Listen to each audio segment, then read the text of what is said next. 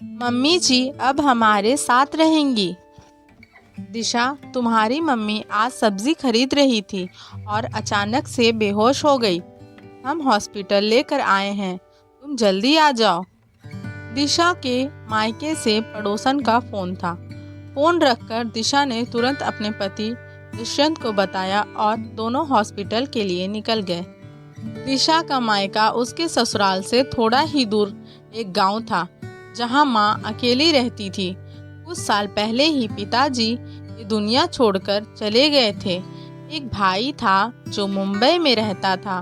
पिताजी के जाने के बाद वो ले गया था माँ को अपने साथ, लेकिन कुछ ही दिनों में माँ वापस आ गई। वो बड़े शहर और भागदौड़ वाली जिंदगी माँ को रास नहीं आई थी। उनके बेटे ने तो बहुत चाहा कि माँ वहीं रहे, लेकिन उन्हें तो अपने गांव वाला घर ही प्यारा था। दिशा जिस शहर में रहती थी वहां से ज्यादा दूर नहीं था गांव, तो मिल आती थी माँ से जब उसका मन होता तब।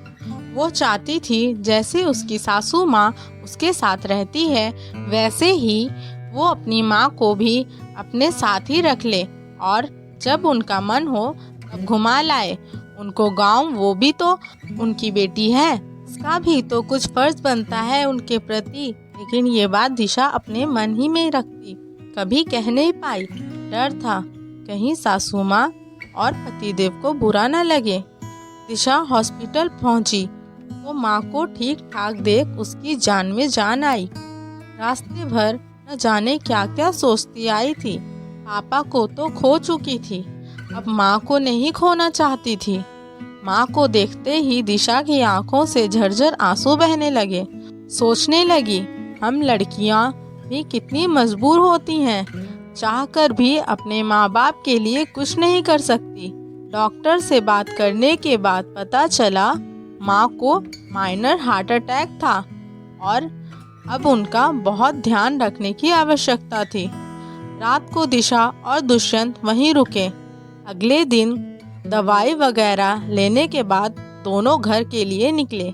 दिशा ने दुष्यंत से कहा, वहाँ मम्मी जी हैं, सब संभाल लेंगी। मैं कुछ दिन माँ के पास ही रहना चाहती हूँ, आप हमें गांव छोड़ दीजिए। दिशा की बात सुनकर दुष्यंत ने कोई भी जवाब नहीं दिया, जिसे देखकर दिशा को बहुत रोना आ रहा था। लेकिन माँ की वजह से वह चुप रही, कुछ नहीं बोली और सोचने लगी, गांव पहुंचकर ही अकेले में बात कर लूंगी दुष्यंत से। ऐसे भी अभी माँ को अकेले नहीं छोड़ सकती। वैसे तो उसका दिल चाह रहा था कि अपने पास ससुराल ही ले जाए, लेकिन मम्मी जी की प्रतिक्रिया पता नहीं क्या होगी, इसलिए मन की बात मन में ही रखी।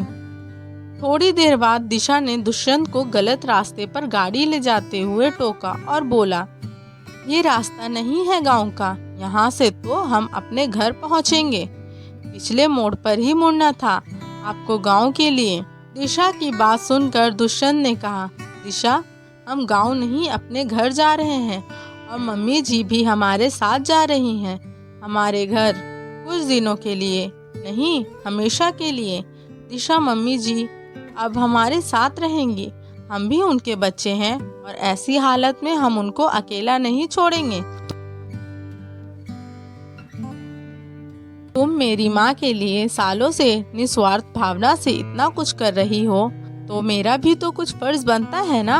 अपने पति के मन से वही बात सुनकर जो दिशा का दिल सालों से चाह रहा था, खुशी से गदगद हो रही थी। वह समझ नहीं आ रहा था दुष्यंत को कैसे धन्यवाद कहे उसके मन की बात को समझने के लिए और उसकी माँ को अपनी माँ की तरह ही समझने के लिए। दिशा को लग रहा था कि जो भी कुछ उसने अपने परिवार के लिए किया है, आज भगवान ने उसका फल उसे दे दिया है। वो दुष्यंत की माँ की परेशानी में हमेशा उनके साथ खड़ी रही, तो दुष्यंत भी आज उसकी माँ के लिए उसके साथ खड़ा रहा। दिशा ने दुष्यंत से कहा कि मम्मी जी तो कुछ नहीं कहेंगी, तो उसने कहा, उनसे बात करके ही मैंने ये फैसला किया है। दिशा परी अपनी नानी का और माँ अपनी समधन जी का इंतजार कर रही हैं घर पर।